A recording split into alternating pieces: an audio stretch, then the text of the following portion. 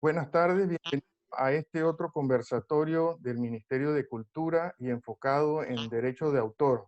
Mi nombre es Carlos Oriel Wintermelo y estoy al frente de Derecho de Autor en el Ministerio de Cultura y hemos ya convertido en una costumbre que todos los sábados a esta hora, a las 4 de la tarde, tenemos algún conversatorio o algún seminario por esta vía, por los canales YouTube y Facebook del Ministerio de Cultura.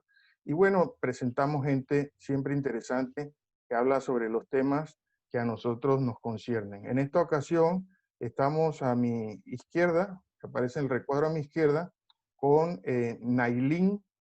Tu apellido, Nailín, se me fue, perdón. Quintero. Quintero, ok. Nailín Quintero, que trae un proyecto muy interesante sobre nuestro calzado tan conocido y tan de nuestras raíces, que es la guitarra. Abajo a la izquierda está, bueno, el muy reconocido músico Rómulo Castro, que nos está acompañando ahora también para hablar de su relación con derecho de autor. Y abajo de mí está una persona de larga trayectoria en el tema de derecho de autor, que nos asesoró algún tiempo en la Sociedad de Editores y Autores, mi amiga María Fernanda Mendoza. Entonces, yo lo primero que voy a hacer es mostrarles unos términos muy básicos sobre derecho de autor porque queremos que de verdad todo el mundo se alinee con esta disciplina, con estos principios. Creemos que es importante hacer una cultura en torno al derecho de autor y luego les voy a hacer algunas preguntas a las personas que me acompañan que ellos van a desarrollar seguramente muy bien. Voy a compartir pantalla.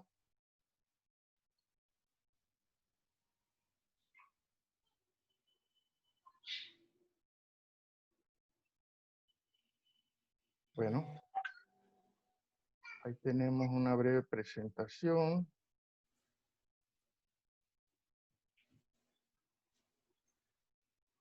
Bueno, ¿qué es el derecho de autor y los derechos conexos? Un poquito de historia. Hasta hace poco menos de un año, la Dirección Nacional de Derecho de Autor estaba adscrita al Ministerio de Comercio e Industrias. Eh, por la creación del Ministerio de Cultura, hace, como les dije, hace prácticamente un año, pues pasan algunas funciones que estaban en otros ministerios a este, y entre esas estuvo la Dirección Nacional de Derecho de Autor y Derechos Conexos. Entonces, bueno, nadie por supuesto puede estar en contra de que hayamos creado por fin en nuestra historia un Ministerio de Cultura que está al nivel del Ministerio de Economía, de otras muchas actividades que son importantes, pero pues teníamos a un lado a nuestra raíz, lo que somos nosotros, todos los elementos culturales que necesitamos siempre tener presentes día a día. Entonces, bueno, con este preámbulo paso a explicarles la presentación. El derecho de autor es el conjunto de principios, muchas veces amparados en la legalidad, que protegen derechos morales y patrimoniales del autor de una obra. Más adelante vamos a ver qué son estos derechos morales y qué son estos derechos patrimoniales. Pero desde ahora les digo que estos permiten que el autor proteja su obra en el sentido de su integridad, de su autoría, y que además cualquier uso que tenga su obra, él debe recibir y recibe, gracias a la ley, algún tipo de pago o de compensación, porque al final él es el corazón de ese desarrollo, de ese conocimiento que se usa. Bueno, los derechos conexos son aquellos, de manera muy sencilla, que contribuyen a poner la obra a disposición del público. Algunos ejemplos son los intérpretes musicales, las editoriales, etc. Y lo importante es cómo nacen estos dos tipos de derechos. Nacen, de cierto modo, por una necesidad grupal. Durante la que llaman era agraria de la sociedad, pues no se podía reproducir o no existía la producción en serie. No se masificaban las obras. Entonces era muy fácil rastrearlas y saber dónde estaba cada una y saber también qué usos se daban a ellas. Pero con el nacimiento de la imprenta, como algo así bien determinante, en la era industrial, pues ya comienza la obra a poderse masificar, ya hay la necesidad de crear un equilibrio entre lo que se cobra por la obra para que el autor coma y subsista, y también que sea ese pago que realiza el consumidor, digamos, o el usuario del conocimiento de la obra, que sea lo suficientemente bajo para que puedan acceder muchas personas a él. Si es muy caro el costo de la obra, pues muy pocas personas van a poder acceder al conocimiento que tiene esta obra. Y si es muy bajo, pues el artista, el creador, se va a ver en problemas para subsistir. Se han visto casos en países donde al disminuir o al vulnerar con mucha facilidad el derecho de autor, pues comienza a disminuir o a decaer la producción artística o creativa del país. Entonces es muy importante mantener siempre ese equilibrio. Bueno, aquí está la definición ya formal. Los morales tienen que ver con la paternidad de la obra y la ven como una extensión de la personalidad del autor. Es decir, un autor puede oponerse a que su trabajo, su obra, sea utilizada para fines que él no considera propios, personales. También siempre tiene la potestad de reclamar que sean presentada su obra como de él. Y pues muchos otros elementos que tienen que ver con la integridad de la obra, con que no se puede cambiar sin autorización del autor, tienen que ver con los derechos morales. Los patrimoniales tienen que ver con la explotación de los usos de la obra, que siempre se le extiende un derecho al autor por cualquier pues manejo que se haga de la obra posteriormente a su nacimiento. Bueno, en el Ministerio de Cultura se atienden los temas de derechos de autor y derechos conexos. El resto de la propiedad intelectual se atiende en el Ministerio de Comercio e Industrias. Apunto esto porque como ha sido reciente el cambio, hay alguna confusión. Si ustedes quieren ver algo sobre autoría de obras, es con nosotros en el Ministerio de Cultura. Si quieren ver el otro lado de la propiedad intelectual, que es la propiedad industrial, las marcas, las patentes, los diseños industriales, entonces diríjanse al Ministerio de Comercio e Industria. El registro de la obra no es una obligación en sí porque la ley dice que en cuanto nace la obra, el autor es su dueño, es de su propiedad, pero sí es recomendable para que haya pruebas de autoría y para que directamente entren en contacto con el sistema gubernamental y gocen de los beneficios de una protección más formal. También recomendamos a los autores que se agremien y también mencionamos las entidades de gestión colectiva, que son herramientas importantísimas en el sistema de derecho de autor. EGEDA, que se dedica o protege a los productores audiovisuales, Produce, que se encarga de los productores musicales, PANAYE, que va con los derechos conexos de los intérpretes musicales, SEA, que atiende los derechos reprográficos de obras escritas, sobre todo de obras impresas, pues, eh, gráficas, y la ASPAC, que atiende a los autores de obras musicales. Recomendamos muchísimo que se conozca, no es que se tenga que convertir en unos expertos, pero sí conocer elementos claves de la Ley 64 del 10 de octubre del 2012, y también recomendamos que entren a la página de la OMPI, Organización Mundial de la Propiedad Intelectual, para que se vayan formando y puedan manejar mejor sus derechos como creadores. Algo importantísimo es que el derecho de autor en Panamá dura toda la vida del autor y después, o sea, esto fue a partir de la ley que mencioné del 2012, le da 70 años todavía de propiedad sobre la obra para beneficio, por supuesto, de sus herederos. Entonces, voy a dejar de compartir pantalla porque ahora vamos a hacerle algunas preguntas a nuestros invitados. Vamos a comenzar con Ailín Quintero, Nailín Quintero. Y le vamos a hacer una pregunta. A ver, ¿cuáles han sido los beneficios a lo largo de tu carrera o qué relación has tenido con el derecho de autor o algún otro tipo de derechos? Y en el camino también háblanos un poquito de este proyecto tan interesante que estás desarrollando. Tienes que quitar el micrófono, perdón, activar el micrófono. Ahora sí, ¿verdad? Ya me escuchan. Bueno, te daba las gracias, Carlos, por la oportunidad de poder compartir en este conversatorio de los sábados. De hecho, he venido siguiendo las conversaciones anteriores, los conversatorios anteriores que has desarrollado, muy interesantes y que nutren muchísimo el conocimiento importante para quienes manejamos proyectos de cultura o que tienen que ver con propiedad intelectual y todos estos derechos de autor. Para poner un poco en contexto el proyecto que estoy liderizando y cómo en el camino he tenido relación con los beneficios o el tema de los derechos de autor.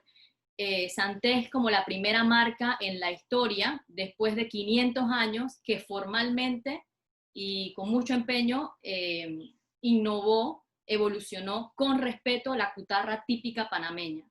Y hago mucho hincapié en el tema de respeto porque cada vez que hacíamos una presentación sobre nuestro proyecto, muchas personas me preguntaban que por qué no fabricábamos la cutarra en Colombia o por qué no la hacíamos en China, al escuchar las vicisitudes sobre una industria que en Panamá pues no existe. No hay una industria de calzado, de marroquinería y cuero desarrollada en nuestro país como sí en otras latitudes. Y pues al contar esto, esta era una de las sugerencias que entre el público alguien siempre pues nos comentaba. Y ahí va la correlación intrínseca del tema de no poder producir este calzado nacional en otro país que no sea Panamá, porque hay un derecho de autor que respetar, yo creo que moral, y que es colectivo. Santé no puede registrar como marca la cutarra típica panameña porque el derecho de autor lo tendría en todo caso un cacique llamado Cutatara, Antataura o Cutara, que era el líder de cacique del área de Parita, y que hay antecedentes que este señor fue el primero, o por lo menos la región que él liderizaba en Azuero, era quienes confeccionaban como artesanos esta cutarra típica panameña. Entonces, en sus entonces, hace más de 500 años atrás, este calzado se fabricaba con lo que los artesanos en esa época, el señor Cutatara y su comunidad, tenían acceso con la naturaleza. O sea, se hacía con ramas de árboles, se hacía con bejuco, con lo que se encontrara disponible en la naturaleza, y al llegar los españoles a colonizarnos, introdujeron entonces el tema del cuero de ganado, porque ellos fueron quienes trajeron la vaca a nuestras tierras, y entonces el artesano empezó a utilizar el cuero que había sido introducido por los españoles. Sin embargo, la cutarra, acorde a la teoría, porque hay varias teorías, a mí la que más sentido me hace es la del señor Cutatara, porque pues la gente le mandaba hacer la cutarra al señor Cutatara y ese nombre se quedó de generación en generación, y por eso hoy en día la cutarra en Panamá se llama cutarra y no, por ejemplo, como se comparten nombres de sandalias en Latinoamérica, como es el caso de Huarache, Carité y otras que, por ejemplo, en la Huarache hay una Huarache en Ecuador y hay una Huarache, tiene el mismo nombre en México. Entonces, para mí es sumamente curioso cómo comparten, estando en latitudes tan distantes, nombres de un tipo de sandalia tejida, y que en Panamá no se llamara como, por ejemplo, se llamó en México o como se llama en Ecuador, sino que se llame cutarra. Entonces, digamos que el derecho de autor de mi proyecto no es posible patentarlo, no es posible registrarlo. Cuando Santé nació, hicimos propiedad intelectual de la innovación y registro de marca de los colores. Sin embargo, no es algo que no pudiese yo, pues, y tampoco aspiraría registrar. La evolución con respeto es porque trabajamos con los artesanos locales en Azuero. Hay un artesano oficial de las que son de colores, y que cuando tocamos la puerta hace 5 años atrás que nació el proyecto, preguntándoles si podían pintarlas, fue difícil encontrarlo, porque aquellos que son, yo nací en una familia folclorista, muy tradicional. Mi papá de hecho trabaja en la SPAC porque él es compositor también como el señor Rómulo, igual que mi hermano en su caso de música típica panameña, y mi papá es uno de los que primero levanta la bandera cuando se trate de distorsionar lo que es algo pues tradicionalmente establecido. Sin embargo, la historia ha demostrado que a través de los años las cosas tradicionales y típicas también evolucionan, y para mí el tema del respeto es cuando se hace a través de las manos de los artesanos, y son las mismas artesanas. Por ejemplo, la pollera antes no tenía vuelo, y ahora la pollera nos da el vuelo nos da casi a la altura de los hombros, y esto es algo que las mismas artesanas a través del tiempo y la historia lo han ido adoptando. Entonces, la evolución se hizo con respeto porque trabajamos con el artesano en Azuero, hicimos una experiencia de cutarra en donde llevamos a los turistas nacionales e internacionales antes de pandemia. Tuvimos desde julio hasta el mes de febrero una experiencia por mes en Los Santos, en donde hay 8 artesanos que te hacen la cutarra en el pie, que es como la forma típica y tradicional que se hace la cutarra folclórica.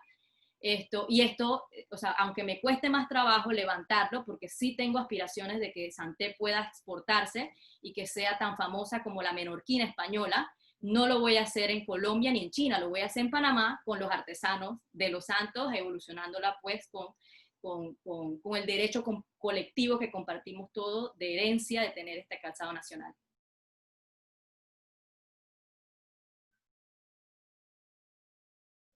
Muchas gracias por tus palabras, Nailin. De verdad que muy interesante. Comento, y yo asumo que también después nos dirá algo nuestra amiga María Fernanda. Comento que en Panamá hay un antecedente interesante, la Ley 20, que da un derecho colectivo a muchos de nuestras obras que vienen de los grupos indígenas. O sea, gracias a ese derecho colectivo, los indígenas gunas pudieron defenderse de un diseño que estaba haciendo la marca Nike utilizando las molas. Entonces, bueno, puede ser que también la cutarra aspire o tenga algún tipo de derecho colectivo.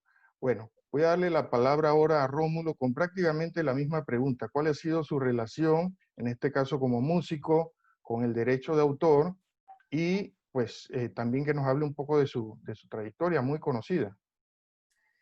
Bueno, inicio igual que mi antecesora con un agradecimiento, Carlos, por la invitación a este programa. Carlos y yo nos conocemos desde hace ya algunos años como artistas y como intelectuales, cada cual en su área. Y ahora además trabajamos juntos en el equipo del Ministerio de Cultura, lo cual me honra. Tenemos un equipo de dirección integrado por gente muy capaz y con muchas ganas de actualizar la institucionalidad cultural y de dotar al país de herramientas apropiadas para la administración en general de los temas culturales y para el apoyo a nuestro gobierno y al Estado con la cultura como herramienta social de cambio. Dicho eso, quería hacerle un comentario a Nailin. Yo de carrera soy historiador. Estudié filosofía e historia en la Universidad Nacional y tuve el privilegio de ser alumno de gente notable como Reina Torres de Araúz, y estar en contacto con gente muy estudiosa del folclore, como la profesora Dora de Zárate.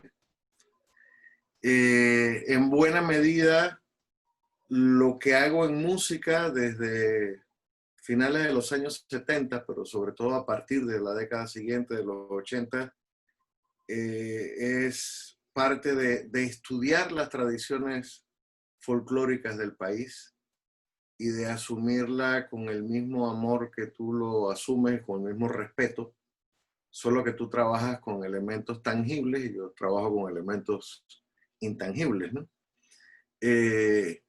Incluso he dedicado décadas, mucho esfuerzo al estudio universal de la sonoridad panameña, que a veces tendemos solo a identificar con la tradición de las provincias centrales, cuya herencia es indispensable, pero no es la única.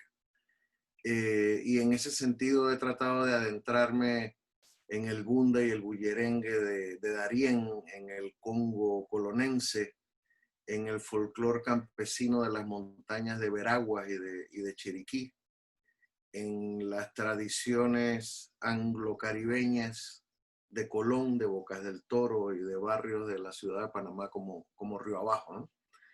Porque afortunadamente somos eso y mucho más, un paisito muy pequeño, pero todo un mosaico de diversidad cultural del que nos sentimos orgullosísimos de pertenecer, ¿no? Por otra parte, un comentario al vuelo antes de entrar directamente en la pregunta de Carlos. Estudiando historia y luego por haber residido algún tiempo en Santiago de Cuba, donde mi mamá y mi papá fueron profesores universitarios en los años 60 e inicios de los 70, la cultura precolombina en Cuba era de origen caribe. Eran taínos, caneyes y guanajatabeyes, descendientes de los caribes que salieron del área de Colombia a Venezuela, cruzando todo el arco del Caribe y poblaron buena parte de las Antillas. En Santiago de Cuba, a la chancleta se le llama cutara.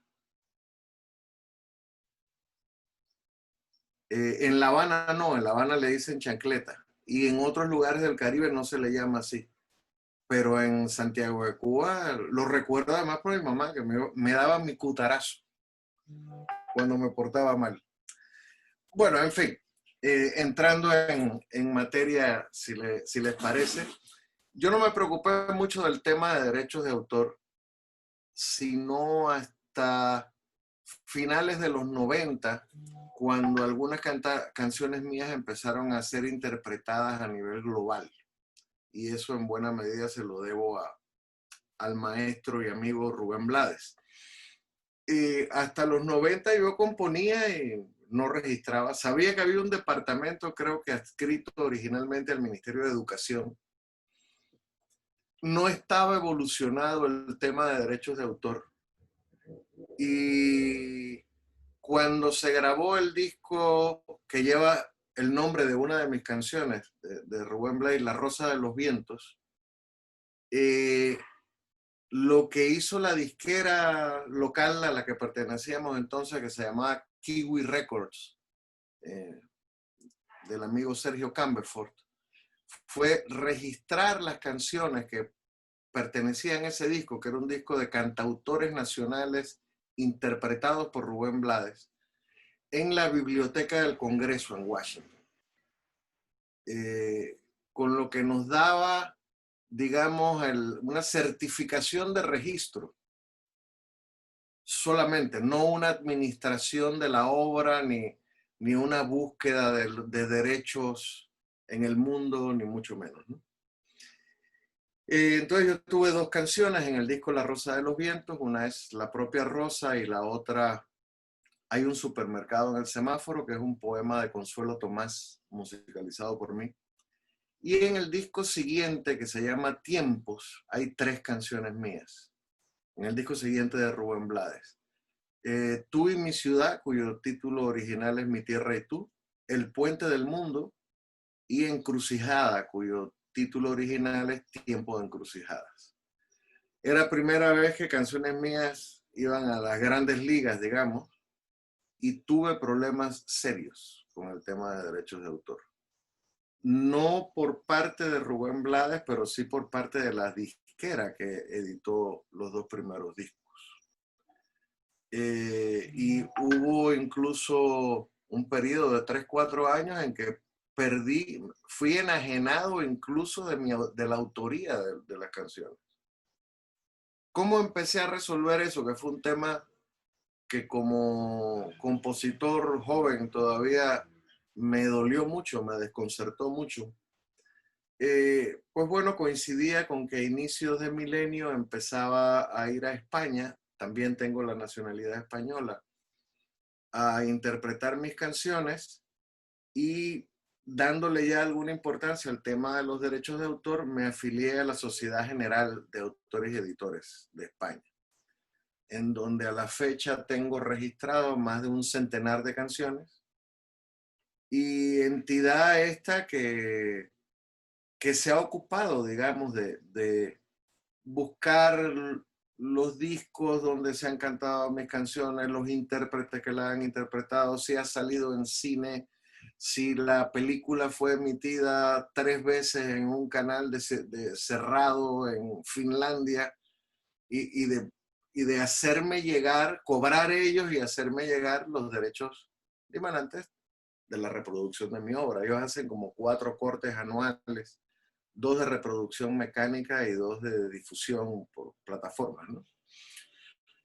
Desde ese punto de vista he estado bastante tranquilo desde el año 2000 hacia acá en lo que concierne a mí como artista, pero sí preocupado por el rezago, al menos aparente, de Panamá en el tratamiento de los derechos de autor con respecto a mercados más grandes y más desarrollados. A mí, por ejemplo, no me daba seguridad aquel departamentito del Ministerio de Educación. Y aunque sé que hace unos años está la Sociedad Panameña de Autores y Compositores, con la que he tenido ligero acercamiento en los últimos años, tampoco tengo un conocimiento profundo de su funcionamiento como entidad correlacionada con la SGAE y si es posible armonizar mi membresía en ambas estructuras y tal, ¿no? Y esa preocupación, ese interés, vuelve a cobrar importancia en el contexto de esta nueva administración cultural en Panamá, en tanto el antiguo Instituto Nacional de Cultura se convierte en Ministerio de Cultura, se le asigna la importancia que debe al tema cultural y se crea una dirección de derechos de autor en la que está una persona a la que yo respeto. Incluso creo que hasta la participación mía en este programa deriva de una conversación que tuvimos hace unos días. Precisamente acercándome yo a ti, Carlos, para conversar temas relativos a derechos de autor y a mi relación con las entidades panameñas que lo manejan, ¿no? Así que esta ha sido mi situación hasta el momento. Pues muchas gracias, Rómulo, gracias por la confianza y de verdad que digo unas breves palabras nada más. Yo he notado que tenemos que unirnos todos los del sistema de derecho de autor porque, como decía, ojalá creemos valores culturales, pues, que sean afines con el derecho de autor. Creo que a veces hay mucho desconocimiento y parte de esa convicción son este tipo de transmisiones. Hay mucho desconocimiento y mucha gente delinque porque no sabe. O sea, si logramos profundizar en por qué es importante el derecho de autor, todo lo que significa, todo lo que nos lleva, yo estoy seguro que vamos a funcionar de mejor manera. Bueno, le voy a dar la palabra de una vez a María Fernanda, pero ella tiene una pregunta un poco diferente. ¿Qué recomendaciones le darías a los creadores en cuanto a derechos de autor? Solo también quería decir algo, Nailin está haciendo una investigación porque hay algunos cruces, ¿verdad? Ahora que comentaba Rómulo sobre esta coincidencia en Cuba y aquí en Panamá, y a mí me ha parecido muy interesante el que esté buscando datos muy fehacientes de este calzado que nosotros, pues ha sido parte de nuestra vida y yo sé que ha sido parte de la vida de muchos latinoamericanos, tal vez con otro nombre. Bueno, María Fernanda, te doy la palabra para eso. ¿Qué recomendaciones darías? Hola, buenas tardes y bueno, pues un gusto estar de nuevo con los amigos panameños, aunque sea en esta modalidad, un país al que quiero profundamente, que conocí hace ya algunos años, la primera vez que fui a la Feria del Libro, me quedé maravillada con Panamá y que debo de contarles que cuando yo tenía, pues creo que 2 años, mi mamá hizo un diplomado y se fue un mes a Panamá y entonces mi querencia con Panamá data de mi infancia porque llegó cargada de discos de música panameña. Entonces, bueno, forman parte también de mi cultura familiar infantil. Entonces, quiero mucho Panamá y quiero mucho a los amigos panameños. Gracias, Carlos, por esta invitación. Escuchándolos, básicamente creo que ustedes saben cuáles son las recomendaciones que cualquier abogado de derechos de autor les daría a los autores. Abrió Carlos dando unos breves apuntes sobre el tema del derecho de autor. Sabemos que tiene 2 aspectos, el moral y el patrimonial. Ya comentó brevemente de qué consiste uno y el otro.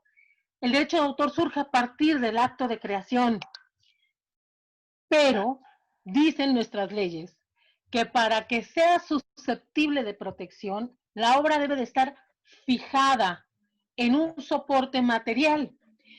Por lo tanto, la idea como tal, sabemos, no es susceptible de protección. Lo que se protege es la forma en la que el autor, el creador, la expresa, cómo baja ese sentimiento, cómo propone ese conocimiento, cómo lo presenta.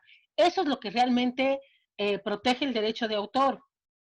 Luego entonces, si seguimos pues el tratado el convenio de Berna, al que la mayoría de nuestros países, México, Panamá, forman parte, sabemos que para la protección del derecho de autor no se exige el cumplimiento de ninguna otra formalidad.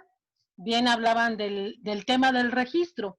Y eso me lleva como a mi primera recomendación. Efectivamente, no se requiere el registro para tener la protección a las creaciones.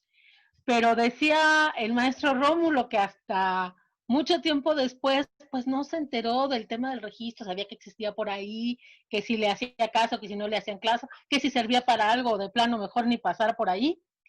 Y yo siempre les digo a mis alumnos que el certificado del registro, igual funciona en México, es como el famosísimo letrero de cuidado con el perro.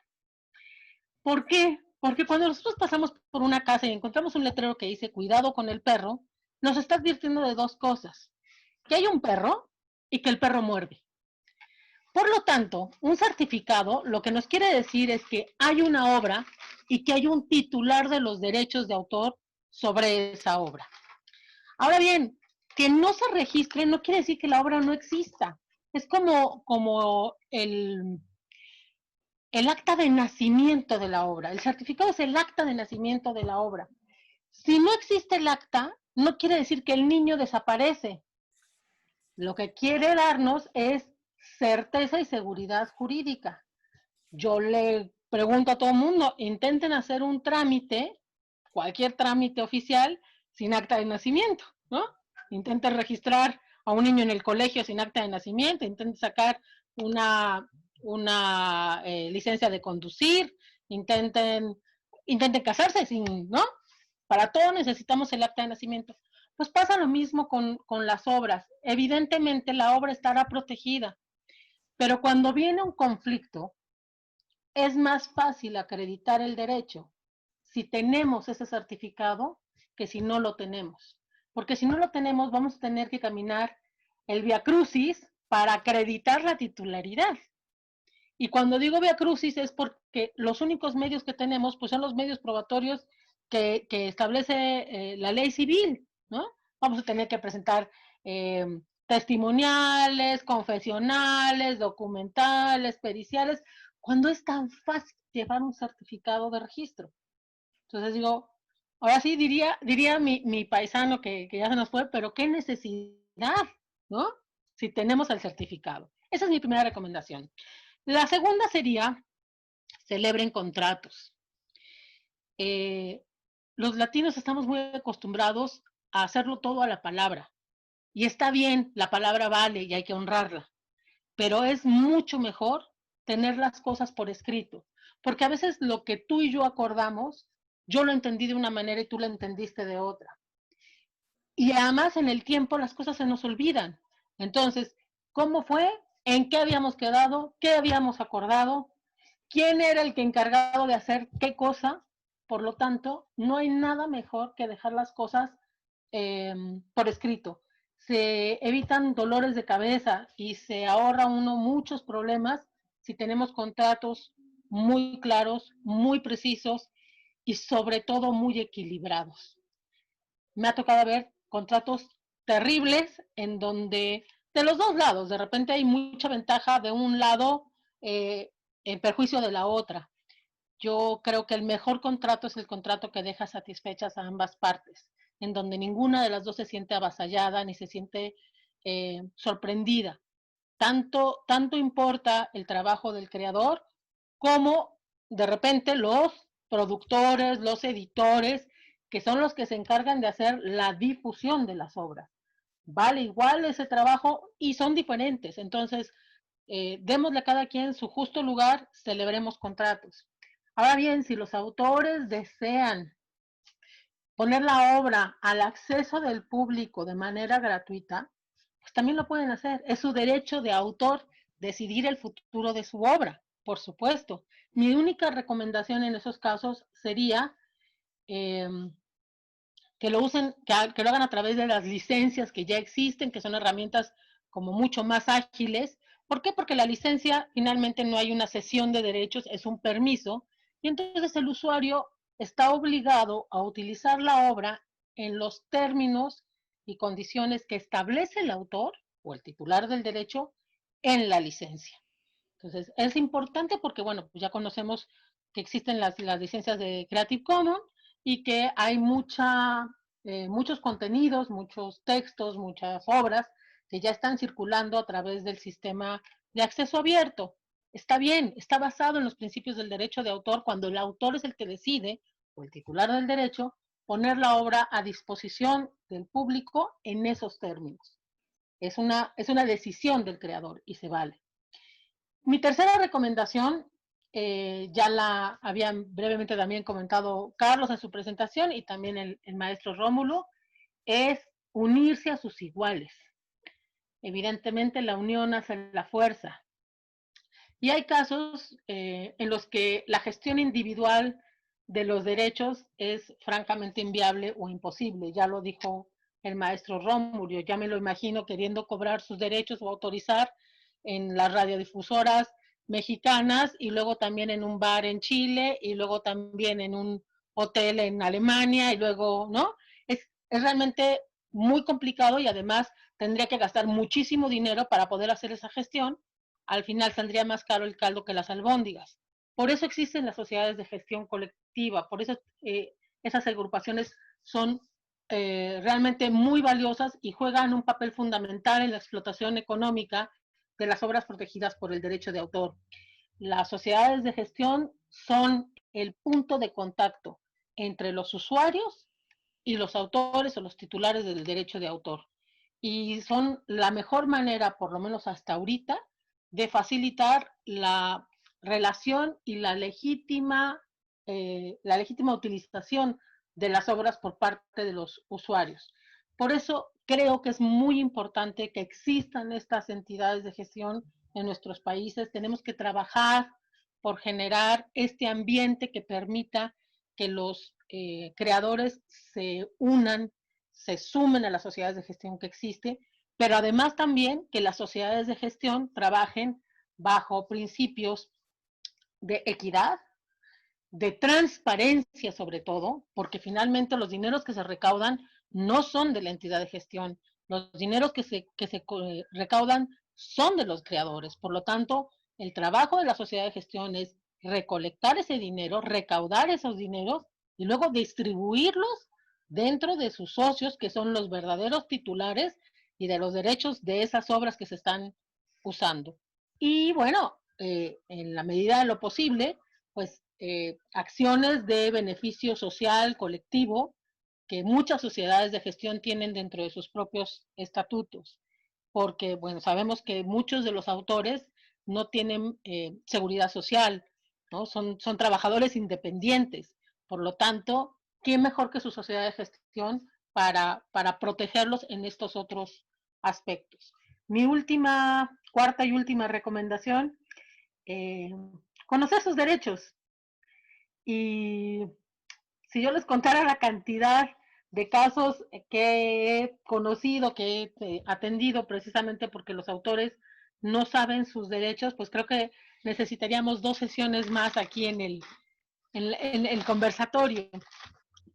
Me parece maravilloso este tipo de encuentros que están generando ahora. Felicito a Carlos, felicito al ministerio, porque hay realmente que hacer difusión por el conocimiento del derecho de autor, no solo para los autores, también para los usuarios. Los usuarios tienen que saber que no todo lo que corre por la web es gratuito.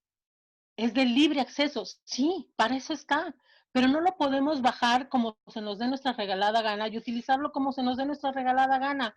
Es el autor el que determina cuáles son los usos que está permitiendo. Por lo tanto, hay que seguir trabajando para hacer del conocimiento de la gente no solamente los derechos de autor, sino generar una cultura de reconocimiento y de respeto a los derechos de propiedad intelectual. Los cambios tecnológicos y la aparición de nuevos desarrollos nos obligan a sentarnos en grupo para analizar y decidir si nuestras legislaciones están al día o bien si necesitan hacerles nuevos ajustes para que vuelva a funcionar el sistema de protección. Esas serían básicamente mis 4 grandes recomendaciones, Carlos. Registro, contratos, sociedades de gestión, o sea, unión y conocimiento, difusión de la materia. Muy, muy didáctico, María Fernanda. Muy bien, muchas gracias por tus aportes. Voy a pasar de una vez con Nailin. Nailin dio ya un paso en el sentido de la siguiente pregunta, porque ella comenzó a decir que ella quería fabricar o desarrollar la marca Santé y también toda la industria, toda la fabricación que hay detrás de eso en Panamá. Ahora con el COVID-19, Nailin, ¿qué oportunidades de innovación o qué retos estás previendo y que quieres superar?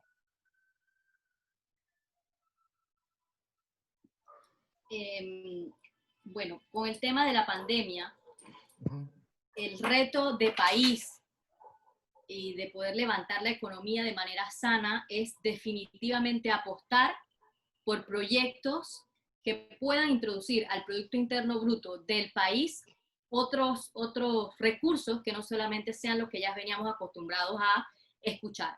Por ejemplo, en Colombia, la industria de marroquinería, cuero y calzado le inyecta al Producto Interno Bruto entre 7 y 8%, y solamente en exportaciones, con un gremio de muchos productores de calzado, le atrae, le inyecta a la economía aproximadamente 40 millones de dólares. Esto a un reporte de julio del 2019, que estoy por investigar el reporte al cierre de diciembre para ver un año sin pandemia, cuánto es lo que puede representar para un país apostar por las industrias locales. Y no solamente de calzado, también hay en Panamá muchas iniciativas sobre productos alimenticios, del agro, de propiedad, incluso de tema de música. Mi hermano, yo necesito tener una conversación con el señor Rómulo después, porque mi hermano es compositor de música típica panameña, tiene como 40 temas, la mayoría todos puestos de número 1 en la radio, porque se vuelven famosos los temas, y mi hermano ahorita, él es muy emprendedor y con el tema de la pandemia se puso a sembrar maíz allá en Los Santos, y va a poner un restaurante porque definitivamente las asociaciones que hablaba Fernanda le entregan pues regalías muy inestables. Es más o menos el cuento que le escuchaba a mi hermano y que puede vivir de ello. Entonces, para acercarme un poco a la pregunta, definitivamente en este momento participamos con ProPanamá de una feria virtual en donde estamos haciendo acercamientos formales para lograr tener relaciones comerciales con tiendas retail o tiendas online en Europa, en Estados Unidos, en Sudamérica, en Asia, en Japón. Hay un lugar que se llama Okinawa, que es como ir a Pedací, o sea, es mucho mar y es mucho verano, y que probablemente haya una buena oportunidad para las sandalias allá.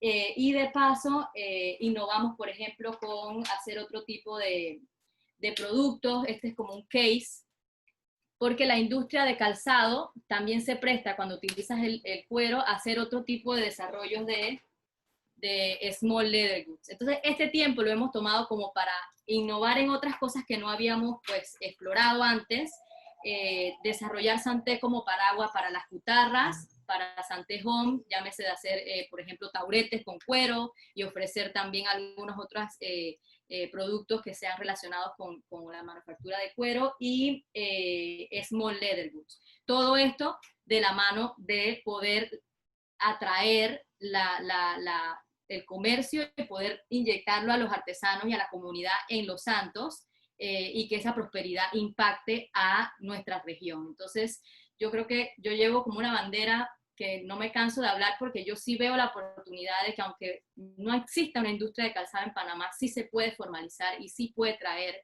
divisas sanas. Y cuando ya hablo de divisas sanas es que la inversión extranjera es muy buena, pero se va a llevar como el 40 o el 50% de lo que atrae al país, porque el resto se quedan salarios y luego el inversor se va a llevar en impuestos y en legados a su familia el otro porcentaje de su inversión. Y también sabemos pues que la deuda en el tiempo no va a ser tan sostenible como hacer que el comercio venga sanamente a través del 100% quedarse pues en el país.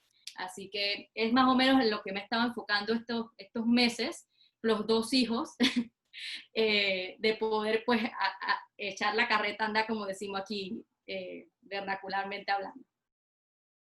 Bueno, muchas gracias, Nailin. De verdad que qué bueno compartir estas ideas en este momento, ideas que nos deben inyectar muchísima energía y muchísimas ganas de salir adelante. Estimado Rómulo, sí, estás en el mercado global. Eres, la verdad que uno de los compositores más conocidos de Panamá. ¿Qué retos te plantea este tiempo de COVID-19, que lo que ha hecho también es empujarnos a las nuevas tecnologías que ya estaban por ahí? Así es. Mira, a la luz de las dos intervenciones anteriores, hay muchos temas en común de los que hablar, ¿no? Sobre el tema de derechos de autor, en estos meses me he preocupado mucho por la situación de mis colegas músicos. A ver, yo nunca he podido vivir de lo que hago como músico, como cantautor. Mi formación como historiador y mi trabajo en medios de comunicación y en publicidad me dio otro nicho para dedicarme profesionalmente, para subsistir y para incluso financiar lo que más me interesa hacer y lo que creo que hago mejor, que son mis canciones. Lo que hago con las canciones no es solo como trovador con su guitarra, sino que asigno mucha importancia al trabajo grupal. Tengo un grupo que se llama Tuira, que es equivalente a los artesanos que trabajan el cuero o que trabajan cualquier otra cosa tangible. Un grupo de amigos, de hermanos con los que trabajo hace muchísimos años, en el grupo Tuira. Se llama, el grupo Tuira es, para la amiga mexicana, el río más caudaloso y grande de Panamá, en Darién, cerca de la frontera con Colombia. Tuira, el grupo musical, es un taller de creación en el que yo compongo y canto las canciones y tengo una idea general de los arreglos musicales de las canciones, pero en el que participan creativamente todo el resto del grupo.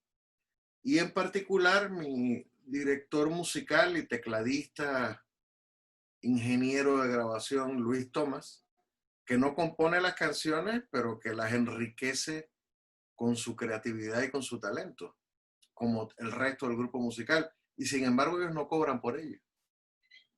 Luego entonces eso me retrotrae a uno de los temas conversados antes con Carlos, de la necesidad no solo del registro de la canción, sino de la obra,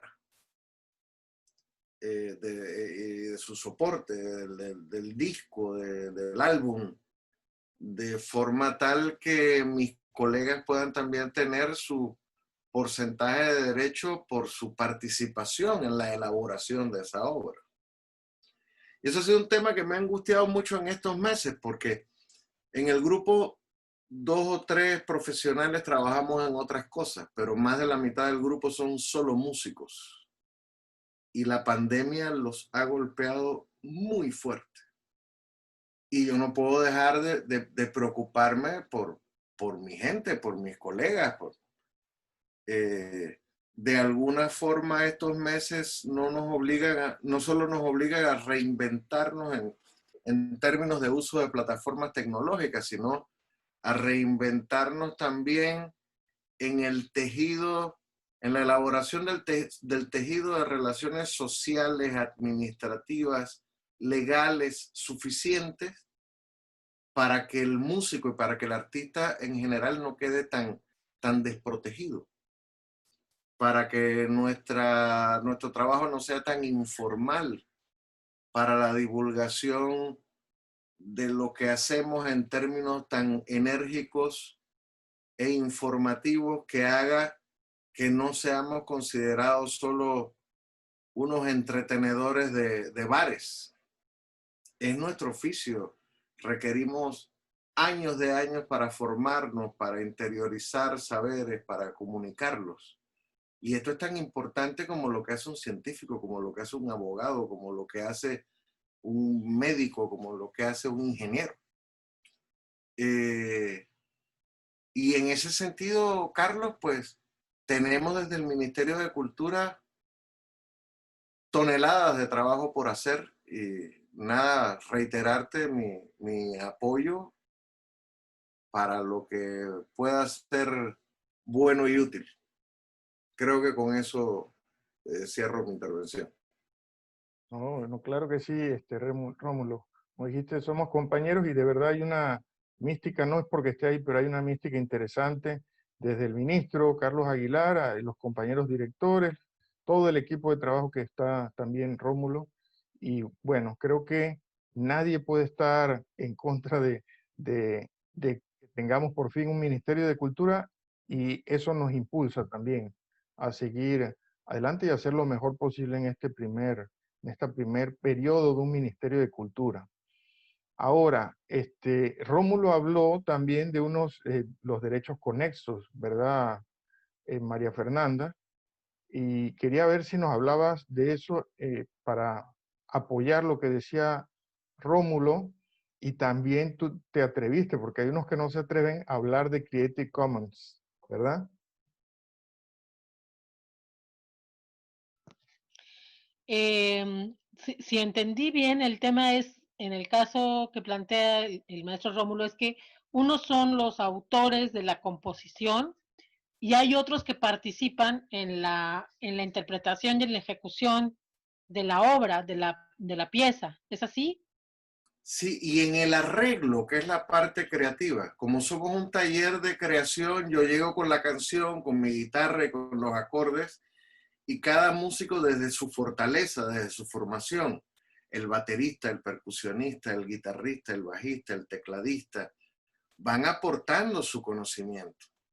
Y eso enriquece la obra, aunque el que escriba la canción sea yo y la cante yo, y el de la empresa sea yo, esa obra que yo compuse recibió una cantidad de valor agregado muy grande, gracias a los saberes y al conocimiento de esos músicos. Claro, las aportaciones. En ese tenor, pues yo diría que exactamente, que a la hora de registrar esas canciones, hay derechos tanto de los compositores como de los intérpretes y de los ejecutantes, y una vez que la obra de alguna manera se transforma a través de una versión, de un arreglo, se genera como una obra derivada, porque esa no era la obra que originalmente nació. Hay una nueva versión que está compuesta por todos estos nuevos elementos creativos que aportan los compañeros que participan en el taller. Entonces, creo que lo que usted plantea me parece muy justo, es reconocer efectivamente el trabajo también y las aportaciones que enriquecen esas obras, y que entonces ellos también vean algún beneficio económico cada vez que esas obras se explotan, se utilizan en el radio o en un disco o en un concierto, ¿no? Cuando se comunican, se presentan las creaciones o se usan de fondo en una telenovela o se usan de forma en una película, en fin. Entonces, sí, creo que tendría que ser que a la hora que se registran, se establecen los porcentajes, que es un poco también lo que yo decía hace rato. Si dejamos las cosas claras, la gente se siente más satisfecha. ¿Cuál es el porcentaje de aportación en la autoría o en la creación? Eh, Eso es lo que yo tendría que decir con respecto con respecto a ese tema que plantea el maestro Rómulo, Carlos. Y con respecto a Creative Commons, bueno, pues al principio sí, de repente como que nos sacudió a los defensores a ultranza del derecho de autor, porque pues se hablaba de una tendencia del contraderecho de autor, ¿no? Del copyleft, que era más bien cero derecho de autor, todo es de todos, porque hay que reconocer que nadie es al 100% creador del hilo negro, porque todos aprovechamos el conocimiento y la cultura tradicional de la que venimos, pero lo dije desde un principio, no nos estamos aprovechando, o sea, el derecho de autor no se apropia de la idea está ahí, tan es así que cuántas canciones de amor existen. El concepto es el amor. Nadie está diciendo que soy titular de los derechos exclusivos del amor como concepto. No, soy titular de los derechos de la obra musical que compuse, que habla del amor. Son dos formas diferentes de presentar el tema. Entonces, cuando empezamos a entender lo que proponía la comunidad Creative Commons, era montada en el sistema de derechos de autor. Tú eres el autor, tú tienes el derecho, tú puedes disponer y tú puedes decidir si quieres que la obra sea utilizada por otros. Tan es así que básicamente las 6 licencias más comunes de Creative Commons lo que piden es el reconocimiento de lo que llaman atribución, que es la autoría. O sea, cualquiera que utilice una licencia de Creative Commons, lo primero que tiene que hacer es reconocer la titularidad o la autoría del autor de la obra primigenia. Y a partir de ahí, Creative Commons te da varias opciones, que puedas usar la obra para generar obras derivadas o que no puedas hacer obras derivadas, que pueda tener fines de lucro o que no pueda tener fines de lucro, o que si generas una obra derivada, bueno, el que genera la obra derivada tiene que poner a disposición esa obra en los mismos términos del autor de la obra primigenia. Entonces, yo creo que no hay que tenerle miedo a Creative Commons. A mí no me gusta tanto porque pues es una forma de limitar la posibilidad de que los autores obtengan un beneficio económico. Porque es gratuito, ¿no? Tú pones tu obra a disposición de los usuarios de manera gratuita. Pero bueno, si es una decisión del autor, ahora sí que quién soy yo para impedirlo, ¿no? Lo importante es que el autor lo sepa, porque en muchas ocasiones el autor no sabe y cree que la licencia Creative Commons es como para que pueda difundirse por la red. No, no, sí la puedes difundir por la red, pero puedes establecer qué usos pueden ser permitidos sin remuneración y qué usos, si a alguien le interesa, pues tiene que contactarte y establecer un contrato para que le permitas hacer la explotación de la obra por alguna otra forma, ¿no? No le tengamos miedo a Creative Commons, nada más entendamos cada una de las licencias y de los términos que establece el mecanismo. Y es muy importante también decir que las licencias Creative Commons son creadas con base en la legislación norteamericana. Hay que tener cuidado en esos términos porque nuestras legislaciones latinoamericanas, perdón por el sonido que sonó, nuestras legislaciones son diferentes. Nosotros ponemos al autor por encima, por eso somos derecho de autor.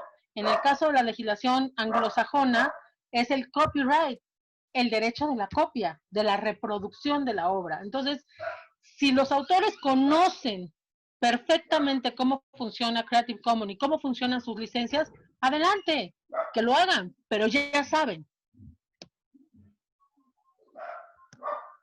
Buenísimo, María Fernanda. Ni el ladrido del perro ni el sonido del timbre echó a perder tus palabras. Bueno, yo cerrando, solamente rescatar una palabra por cada uno de ustedes que han dado muchísima información y conocimiento desde su ángulo de la realidad. La importancia, la pasión, pues, hasta que demostró Nailin hacia los derechos colectivos, ¿no? Reconocer ese conocimiento tradicional y buscar que de verdad pertenezca a nuestra cultura, pero del modo más simbólico y real. También Rómulo, su experiencia en términos de cómo a él el derecho de autor lo hizo volver a recuperar su obra, porque de cierto modo estaba un poquito perdida por ahí por el bosque, ¿no? Sin la autoría. Y ese sentimiento también yo creo que todos los autores deben tenerlo muy presente, que la obra se convierte en una extensión de uno mismo, de cómo piensas también, y hay que respetarla. Y bueno, y yo creo que la didáctica de mi amiga María Fernanda ha sido muy buena. Ahí, qué bueno que te grabamos, porque de ese modo yo sé que muchas personas se van a beneficiar de términos que les parecen muy lejanos y que cuando lo pones así nos damos cuenta de que no, de que son de nuestro diario vivir y de cada uno como creador también, que todos tenemos la potencialidad de ser creadores, eso es importante. Bueno, yo solamente les voy a dar un pequeño final espacio para que se despidan cada uno de las personas que nos están viendo en esta tarde de sábado y bueno, y cerrar este conversatorio que ha sido muy provechoso. Vamos en el orden habitual.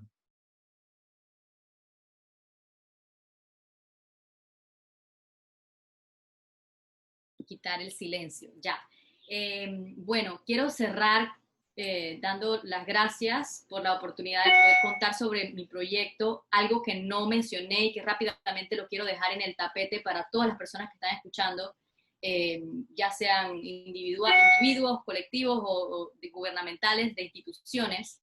La cutarra tenemos que protegerla con denominación de origen o protección de origen, porque a la alpargata de Argentina, Kenetcol y marcas globales que ya están muy avanzadas, les robaron o les tomaron el diseño para fabricarlas en China y en países más industrializados. Entonces, quiero dejar en el tapete mi preocupación y mi interés de que nosotros podamos proteger la cutarra típica de panameña con una determinación de origen, como lo hacen allá en el país de la amiga María Fernanda, con el tequila y con productos que son nacionales de su país, y más nadie lo puede hacer en otra región que no sea allá.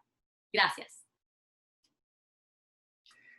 Bueno, pues lo mismo en cuanto a artes intangibles, en cuanto a la música, a nuestras tradiciones orales, a nuestro folclore. Creo que la misma protección debemos darle a cada una de nuestras tradiciones musicales, literarias, etc. La conversación esta que hemos tenido no ha sido para nada árida ni tediosa. Creo que hemos aprendido cosas todos. Hemos intercambiado información interesante.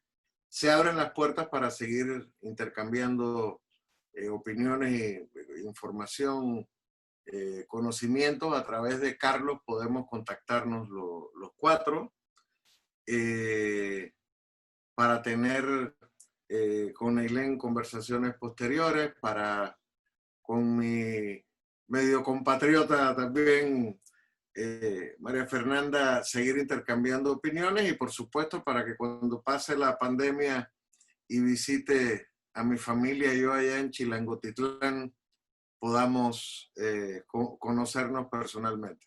Así que bueno, Carlos, agradecidísimo por la invitación a este programa en tan ilustre compañía.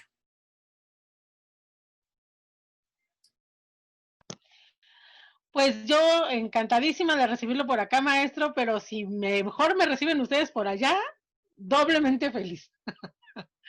Y bueno, yo solamente quiero terminar, porque bueno, hay muchas cosas que me gustaría hablar. Claro, me encanta lo que plantea Eileen y ya lo conversaremos a lo mejor en otro momento. Denominaciones de origen son muy importantes, sobre todo en estos países con tanta riqueza cultural.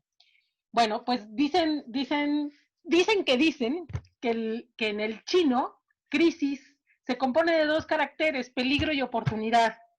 Y creo que nunca como ahora podemos darlo por cierto.